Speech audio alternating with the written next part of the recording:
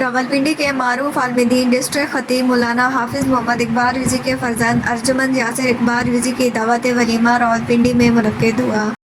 تقریب میں پنجاب ایسے علماء کرام، سیاسی عامدین، وکلاء، صحافی اور تمام شعبہ زندگی سے تعلق رکھنے والے افراد نے بھرپور شرکت کی، جن میں پیر سعادت علی شاہ، پیر سید انعام الحق شاہ سلطان پوری، مولانا قاسم ایوب، پیر سید اظہار شاہ بخاری، تحریک لبیک پاکستان راولپنڈی کے امیر علامہ شفیق قادری، سید عمار ریاض حسین شاہ، مفتی حنیف قریشی، قاضی عبدالرشید فقہ جعفریہ کے علامہ زاہد عباس کاظمی، حافظ محمد اقبال رضوی کی خصوصی دعوت پر تلنگانہ کے سینئر صحافی چیئرمین تلنگانہ پریس کلب محمد افضل امان اور سابق وائس چیئرمین بلدیہ حاجی محمد جمیل،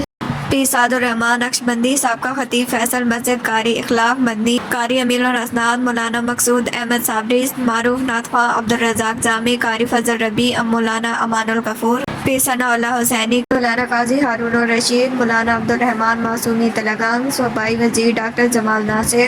چیف آف امان ملک صفدر علی امان، سردار منصور حیات امن، بیرسٹر چودھری دانیال، انجمن تاجران کے صدر شرجیل میر، ملک ارشد امان، سردار ارشد رضوان مغل، محمد اعجاز، اعظم خورشید، مفتی عنایت الرحمان، شیخ ناصر علی، انجمن پرویز بٹی، شوکت جعفری، قاضی مظہر حسین، راجہ یاسر لطیف، سید جمال شاہ، پیر شفیق فریدی، یاسر بٹ، خواجہ وجاہت، ملک اصغر خان بابر، سید تنویر شرازی، حافظ محمد حسن فریدی، سہیل قمر، بیرسٹر پرویز، عرفان صدیقی، تنویر قریشی، چودھری عبدالمجید کے علاوہ سینکڑوں افراد نے شرکت کی۔ ولیمے کی تقریب میں شامل ہونے والوں کا مولانا حافظ محمد اقبال رضوی نے شکریہ ادا کیا۔